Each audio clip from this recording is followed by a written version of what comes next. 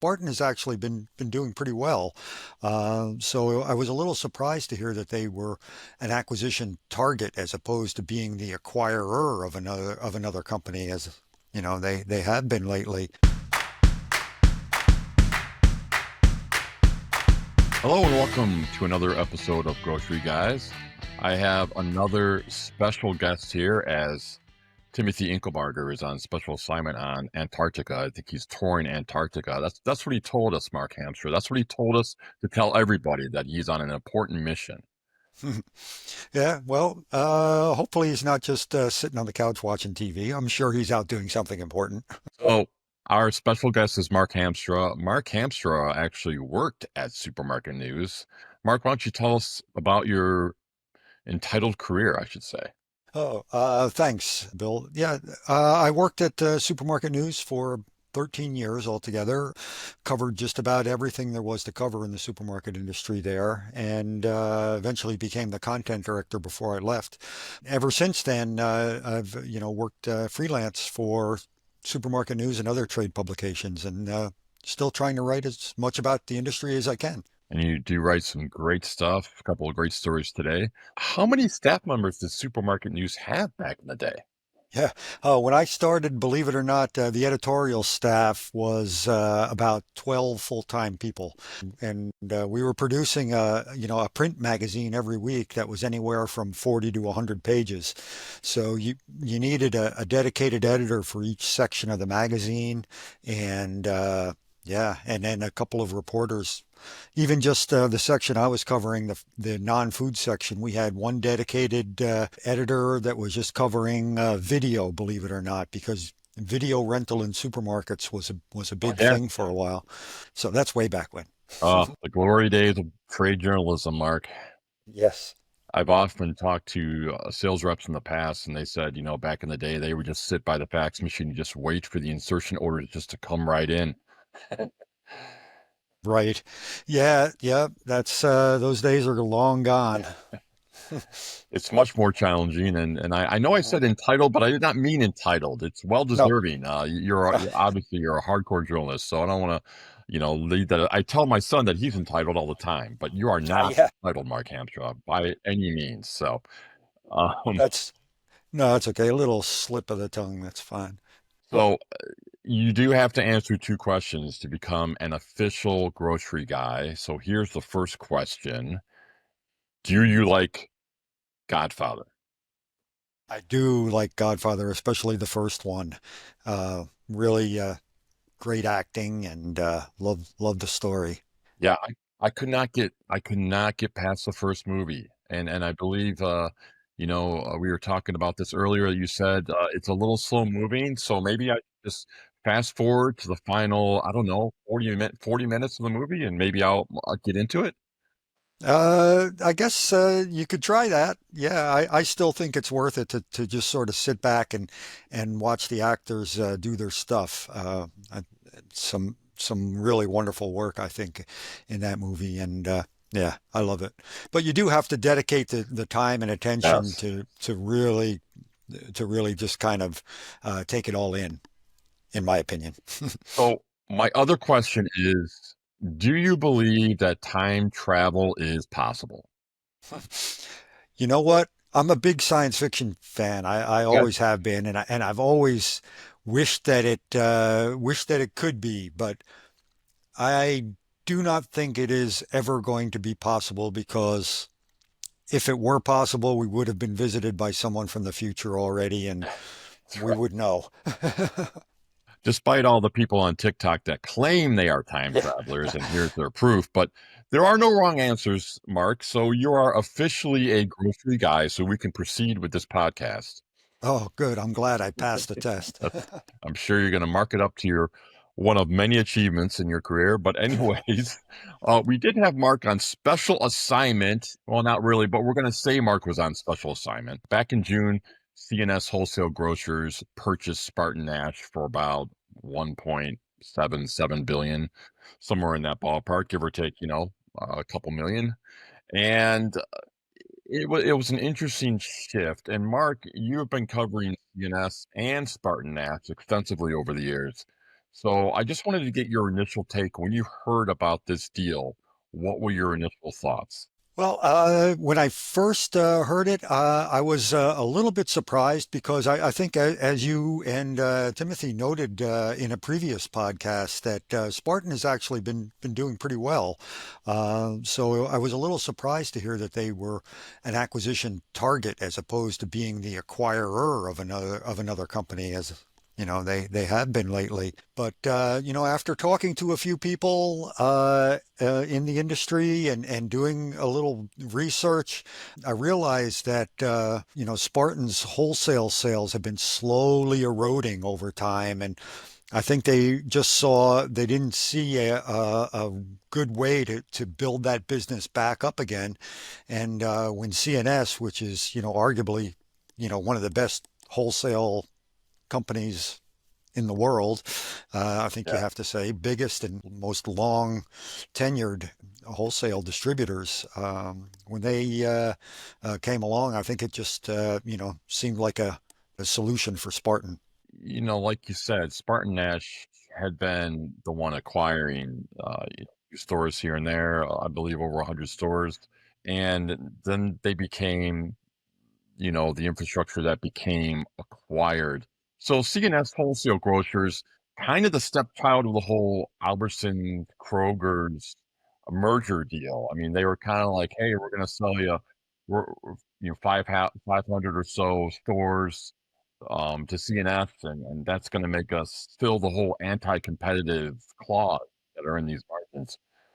Uh, Now all of a sudden, CNS is becoming a big player. Do you think they can really be competitive in this marketplace? Uh, as a retailer, I think they're probably going to be smart to hang on to as many of the Spartan retail people as they can.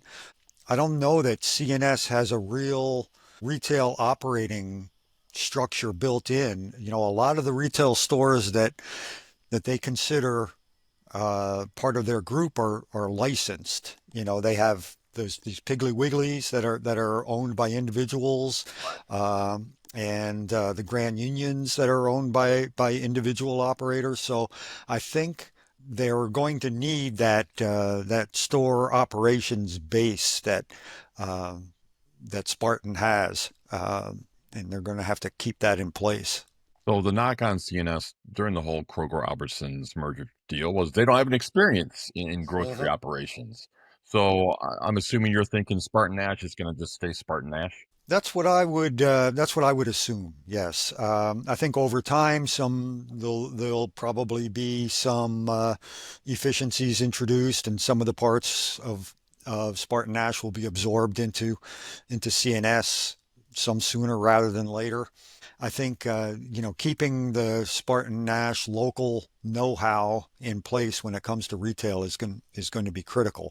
CNS has the expertise in distribution, especially to large chains. They've done they've distributed to Target. They still distribute to their Target's major grocery distributor, and they've distributed to Safeway. They're the distributor to Save Mart on the West Coast. They've got a history of distribution to big chains and independents. They were distributing to the Ahold Delhaize network on the East Coast for a long time. That deal is winding down now, but they've definitely got the distribution expertise that they bring to the table. And Spartan, I think, has probably more of the hands-on retail operations expertise, especially in that market. Do you think CNS being a more of a wholesaler is going to be able to provide Spartan Nash a little bit of a pricing advantage? Is that going to come into play at all? Yes, I definitely think that's probably one of the major reasons that Spartan wanted to do this deal. I think I saw an estimate that CNS does volume of about 20 billion a year in grocery sales. So that's double what Spartan's annual revenues are. That's just going to give them a lot more clout as a group together to go to the manufacturers and talk about the volume that they can deliver for them, and that'll help get them better deals, better pricing. And that'll be felt by the independent customers as well, because they'll be able to offer, the deals on a whole wide range of products, I believe.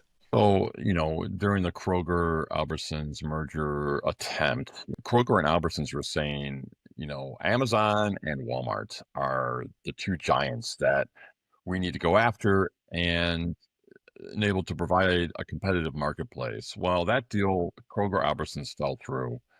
Yeah. And here we are. Walmart has over 3,000 locations. Amazon continues to expand both, they have the e-commerce obviously, and they're starting to expand their physical stores. How do you think the industry is going to respond, if at all, to Walmart and Amazon?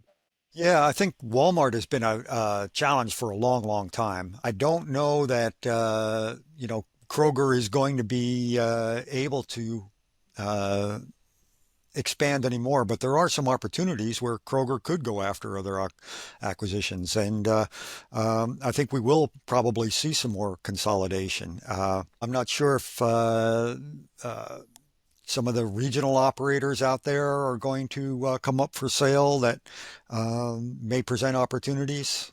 It's hard to say whether those any deals are going to be made. They may be in discussions now to make some deals to acquire some regional operators. Kroger uh, uh, is notably absent in the Northeast New England market. Um, that's an area that they were going to pick up some stores from Albertsons in the Northeast, Philadelphia in particular, I think. And then the Southeast is also outside of Atlanta. The Southeast is an area where Kroger could, possibly look to gain some leverage and some share. As far as Albertsons and Safeway, the Albertsons Safeway conglomerate of chains goes, they could be in the same position too. They could be looking to acquire to grow and become more competitive, or they could be looking for to be acquired themselves by some other entity now. But I think that's definitely on the table. What about Publix? Do you think Publix is going to expand much beyond Florida? And then you have Southeastern grocers in that Uh-huh. equation too. I mean, you mentioned the Southeast there, and Yeah, that could be two that could come together and really form a formidable conglomerate. that's a good point. Yeah, Publix is. I think Publix is.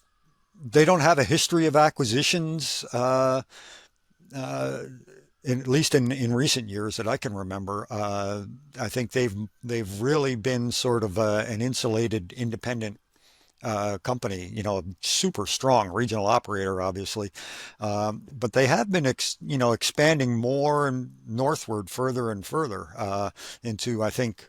They're up into Kentucky now, and obviously they've made a push into the Carolinas. So they could continue to keep expanding. Um, I think Southeast Grocers is going to be, has the potential to be a good competitor for Publix down there. They could also be an acquisition target by someone else. I know they recently went through a buyout that C&S was involved in, and so they could. Look to acquire more stores to expand even more and become an even larger presence in the region. So, but as far as Publix being involved, I find it hard to imagine that Publix would start taking on new acquisitions, try to grow in that way. Yeah. Yeah, that makes sense. So we're going to come to our paper or plastic moment of the show. This is where I ask you a question. You go either way with your answer, paper or plastic. You don't have to declare paper or plastic, just answer. So here's my question. Is C&S Wholesale Grocers, are they done making acquisitions? I am going to say no because I know this was paper or plastic, but you want me to explain a little bit too, Sure, right? absolutely. So, no, I was talking to some people about CNS after they made this deal, and some people are concerned that they're taking on too much debt. And that's a concern. There's also in the background there that the possibility that they're going to get a payout from Kroger because of the Yes. failed Kroger Albertsons deal. So Yep. that could be used to pay down some of their debt, and then that may not be as big of a deal for them. But I think there is some concern out there that C&S is, might not want to take on more debt to make more large acquisitions at this point. I do agree, though. I don't think CNS is done. Maybe it's not going to happen in the coming months or even year, but I do think, like you said, they've taken on a lot of debt. Maybe when they get those problems resolved and smoothed over, I'm thinking that they can make another purchase or two. So I would tend to Mhm. agree with you there.